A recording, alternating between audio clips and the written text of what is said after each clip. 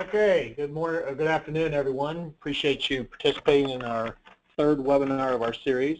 This time we're going to be talking today about unemployment claims and attendance-related issues. First, I want to ask everyone, if you haven't already done so, make sure that your phone or your mic is on mute so that we can make sure that we get a nice, clean recording of the webinar. We do record these and send you a copy, as well as anybody else who's not able to attend. Also, if there's any questions, there might be some questions, go ahead and type those in the text box on the GoToMeeting screen, and we will address all those at the end of the webinar. So please feel free to ask questions. We will address all those at the end. For those of you who do use and are familiar with unemployment insurance services, we're a third-party administrator that provides outsourcing for unemployment claims. Most of you probably know that already. And last year, we had over 100,000 unemployment claims, and we had a disqualification rate of about 93%. So obviously, we're pretty proud of that, and many of you, I'm sure, would agree that our mutual relationship has been very beneficial to each other. We decided to do this type of thing because we have 40 years of experience in managing employers' UI accounts, and as a result of that, as a result of seeing over 100,000 separations a year, we're in a unique position to observe a lot of things that either work or don't work, and what is the good and then is the bad. And so we decided to start providing you with some of this knowledge and some of this expertise that we have on a monthly basis, and help you make us even better at what we do by helping you prepare and document for items that will come across your desk. Today's topic is going to be about how to handle unemployment claims pertaining to attendance. And as all of you know, your documentation is the absolute most key element in this process. Those of you who do an excellent job of documenting, you would eagerly agree that the success that we have in connection with you guys is because you have bought into this program and you are documenting and providing us with good, solid foundations in which to protest the unemployment claim. With that being said, there is probably no more liberally viewed issue than attendance, with the exception of probably performance. And the reason for that is pretty simple, is that the state, in their effort to create a fair environment so that people who were legitimately absent for good reasons were not penalized, they created things called good cause, okay? And what good cause is the focus is on proving good cause and not the number of absences. Let me back up and say that first, okay? So naturally, this puts a heavy slant on the adjudication of attendance claims in the favor of the claimant, because good cause is the burden that you're going to have to prove, not the number of absences. Also, each state has a very slightly different burden of what is proof for good cause. In some states, okay, you have, like, I'm going to use Kansas and Missouri because Kansas City sits on the state line, so that's an excellent example to use. In Kansas, the burden falls on the claimant to show good cause by providing medical documentation, for example, to show that they were legitimately absent for medical reasons. In Missouri, that is not the case. Missouri does not require a claimant to do that. They take what the claimant said on face value. So each state has a slightly different definition and a slightly different burden to prove what is good cause and what is not. Also, some states have a criteria that you must meet in order to show meet their statute for attendance-related misconduct. Again, in some states, that means that you must have specifically reprimanded the employee for attendance only. Can't be wrapped up into a larger reprimand. And at some point in time, that claimant must have been told specifically that their job is in jeopardy for attendance-related infractions. So what is good cause? Okay, that's the next obvious question, because this is the thing you have to prove or disprove depending upon your point of view. The state looks at good cause as any instance of absenteeism or tardiness which is considered unavoidable. Okay, so what does that mean? Okay, the next criteria is then it can be for illness if it's absenteeism. It can be, that means it can be illness of a child, it can be illness of yourself personally. Any kind of emergency that might occur would fall into that category. I'm sure that all of you have had some kind of situation where a claimant is called up at the or an employee is called up at the last moment and has said, I can't make it to work because I don't have a babysitter, or I don't have, you know, I'm sick, or whatever it might be, or I'm having car trouble. That's the key, is that is what they're looking at. Was it avoidable instance of absenteeism?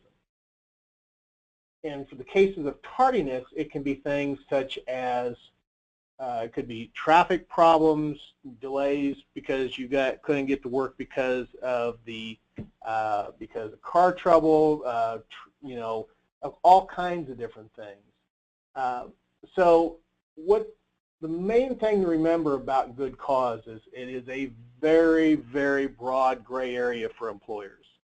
And there's a lot of things that can fall into this particular category. As long as the state adjudicator in their mind thinks that it is something that was unavoidable, then that is going to fall into this good cause area. There's very little consistency applied to what's good cause. You can literally have, like I said already, you can have a different definition from state to state. And for those of you who are in multi-states, that presents kind of a problem, especially when you have a general policy that covers your entire organization. Or it can literally vary from adjudicator to adjudicator within that state. One adjudicator may consider one reason to be good cause, and the other one might be a little bit more hardcore and not consider that to be good cause. So that is the thing that you're looking at when you're fighting an unemployment claim based on attendance, or you're documenting for attendance issues, is whether or not that absence or tardy was avoidable. Okay? The other problem you have with attendance is that it often conflicts with employers' policies or other privacy issues. For example, many policies that we see emphasize the number of absences, not the reason for the absence. And remember, the state is not looking at how many times the claimant was absent or tardy. It was the reason for the absence or tardy. We've seen times where claimants have been absent or tardy, or a combination of 30, 40, 50 times, but they were ruled eligible for unemployment benefits because in the state's view, they were able to show that all the instances, or the majority of the instances, were for good cause. The other problem you have is no-fault policies, policies that are almost strictly occurrence-based. They discourage incident documentation. When you are in, for those of you who've ever been in an unemployment hearing with us or on your own for an attendance-related issue, you will remember that the referee will ask you the same question over and over. They will go down each instance of absenteeism or tardiness, and they're going to say, why was the claimant absent or tardy? Did they properly report the instance of absenteeism or tardiness? So when you have a no-fault policy and you're just assigning an occurrence penalty regardless of regardless of the reason, it discourages documentation by your frontline managers to collect that information. The other thing is that most of the time policies do not differentiate between absenteeism and tardiness. And that's unfortunate because some states have a much lower threshold for tardiness than they do for absenteeism. The gray area of good cause for tardiness is much more narrower than it is for absenteeism. For example, if the individual was tardy because they got tied up in traffic due to road construction, the first time that might be considered good cause. The second time, all right, that might be good cause, but by the third, fourth, fifth, sixth time that they've tardy because of the same road construction, that burden suddenly shifts to the claimant because no longer is it unavoidable. The claimant now has knowledge that the route that you normally take is got road construction on it, and by them repeatedly doing the same thing over and over, it removes that unavoidable issue from them. They now have knowledge that they need to either change their route or leave earlier. So make sure that when you're reprimanding employees that you try to, if tardiness is the issue, reprimand them for tardiness, because you're narrowing the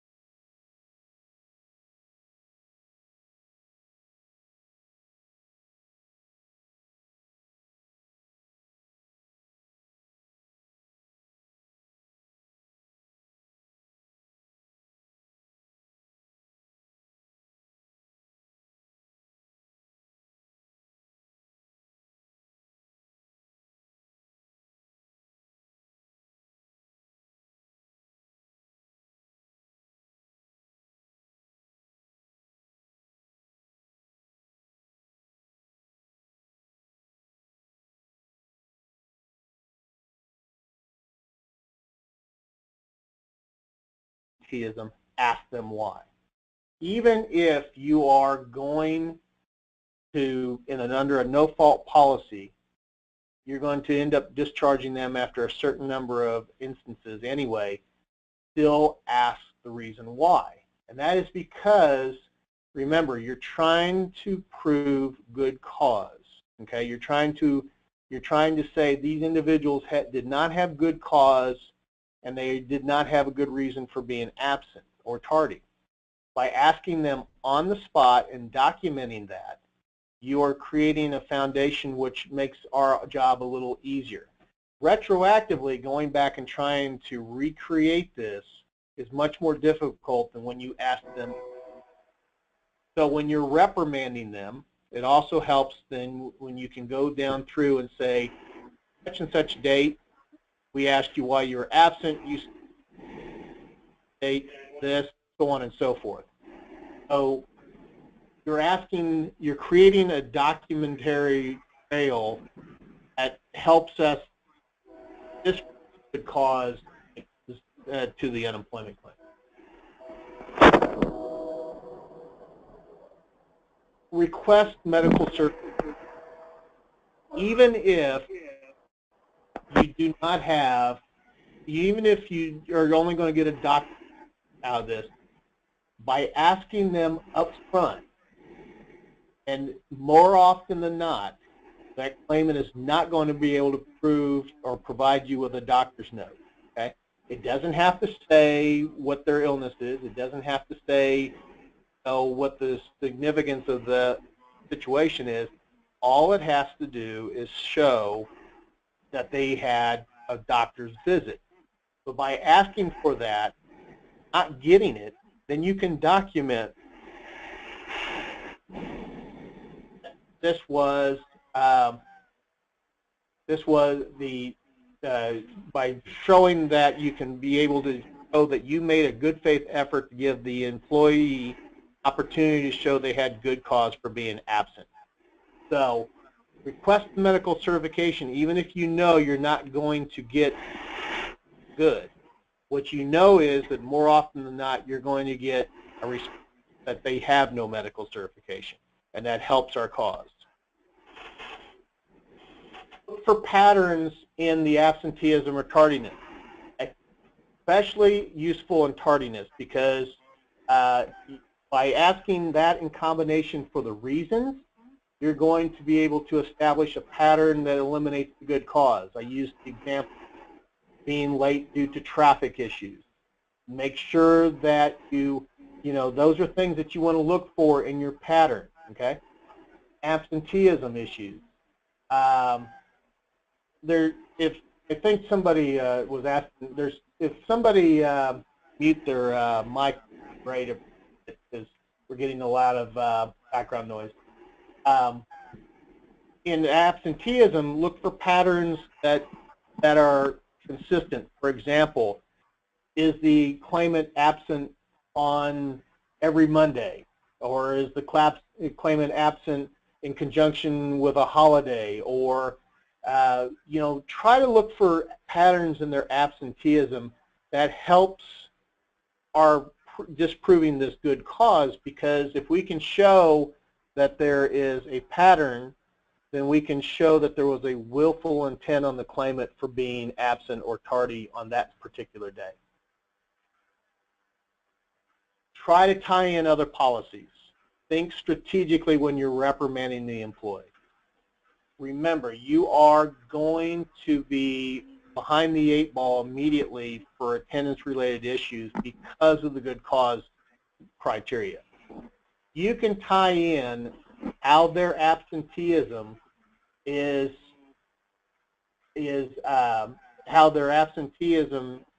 been affecting their job performance or the company in general, then try to tie that in with the absenteeism issue, because that again is going to be the issue for you. So here's a couple of strategies we think that really work to our benefit, and we've got a lot of proof when we apply these things that it really does help minimize your exposure to these issues. You want to try to minimize the gray area good cause by emphasizing these other policies related to attendance, okay? Try to think strategically when you are, how is this affecting my business, all right? For example, if the claimant is responsible for answering the phones at 8 a.m. and they're consistently showing up at 8:15 a.m., make the reprimand about their failure to their duties, okay? If they're not there to answer the phone, okay, then that is a violation of their job description. They should be there to answer the phones and to do their job. You're still addressing the attendance issue, but you're addressing it from a different angle by making the failure to do their duty the primary reason why they are being reprimanded. Also, if you don't have it already in place, try to implement a call-in procedure, call-in policy. What guidelines are you going to put in place that establishes whether or not an absent or a tardy is properly reported? Remember, one of the things that the referee asks in an unemployment hearing is always, why were they absent or tardy, and did they properly report the instance of absenteeism or tardiness? If you put in a policy that says, for example, you are to contact a supervisor by whatever means you deem appropriate no later than X number of hours or time before the beginning of their shift, and they violate that policy by not calling in the right way or not notifying you in the proper way, and they do it in a time frame that is outside of what is appropriate in your policy, you reprimand them for that. That is a black and white policy. That has nothing to do with why they were absent or tardy. It has to do with, did they properly report? When we protest unemployment claims on that issue, we will get determinations that say exactly that. The claimant failed to properly report the instance of absenteeism or tardiness. That is the number one, 100% best way of fighting unemployment claims.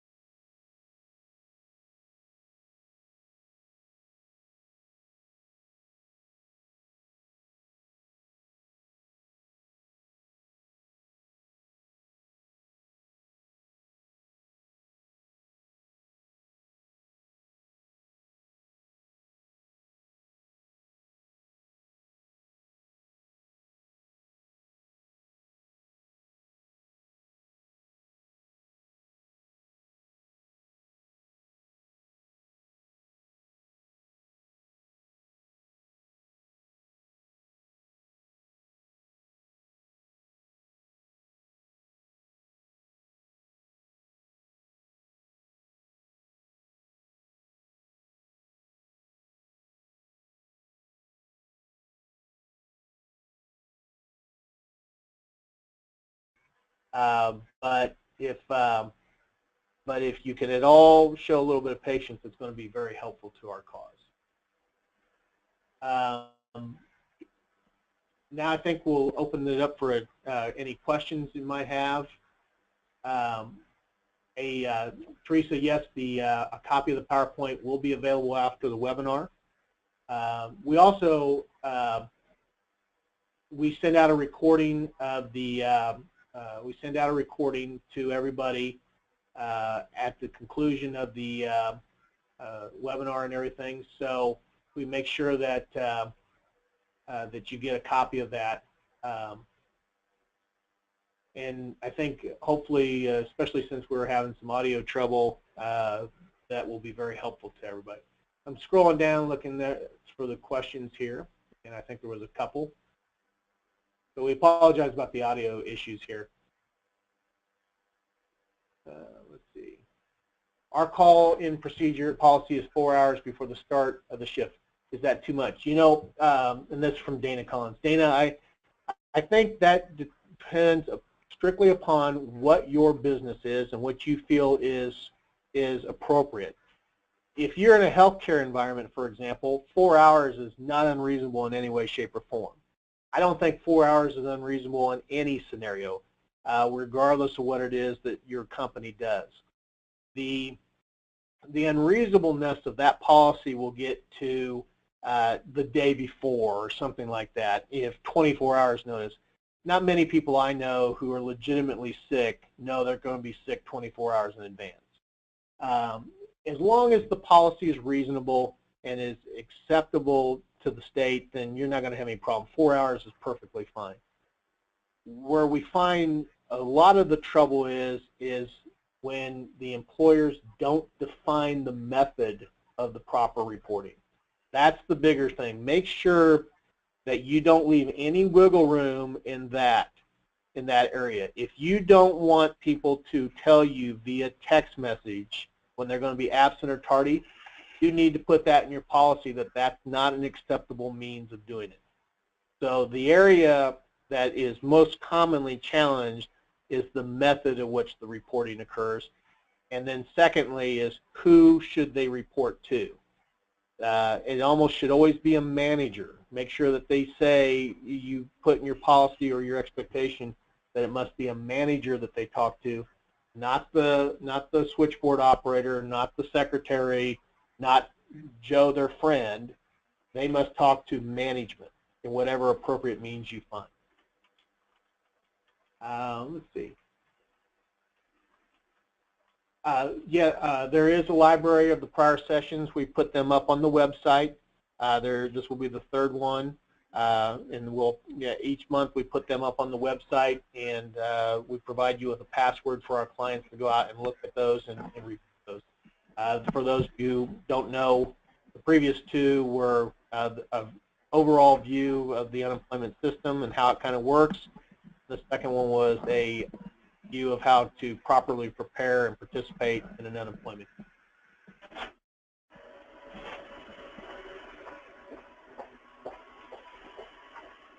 Salem, I think I answered this one already for you, but you can dictate the means of proper reporting in any way you want to. It's just whatever you feel comfortable with. Personally, remember when we're dealing with good cause, we're talking about the reason why they are absent. And I think it's a much easier opportunity to challenge them at that moment. You're talking to them personally on the telephone. Why is it you're going to be absent? Why is it you're going to be tardy? Because you're catching them off guard at that moment. They're going to have less likely of a chance to lie to you. You're going to get a much more honest and sincere answer than you would be if you give them an opportunity to respond either via text or other means.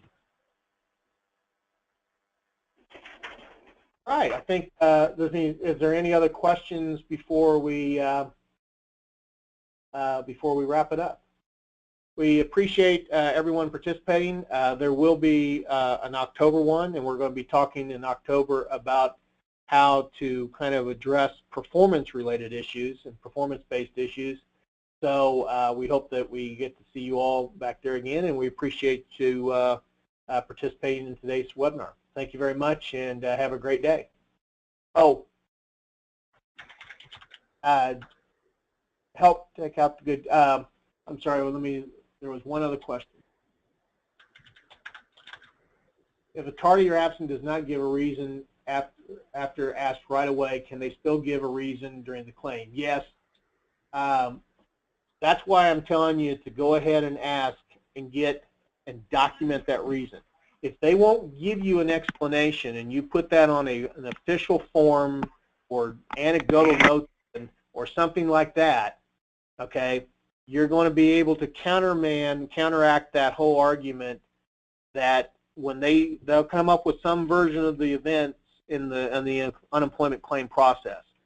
But by having that documented at the time of the incident, you can then legitimately come back to them and say you gave them an opportunity to tell you why they were absent or tardy, and they didn't give you an explanation, or whatever reason. Maybe the reason changes between now and the time that they file an unemployment claim. It goes to fighting off their credibility issue.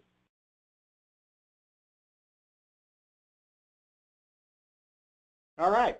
Well, great. I appreciate it. If there's no other questions, then we're going to go ahead and close it up, and we appreciate everybody participating. Thanks a lot. Have a good day.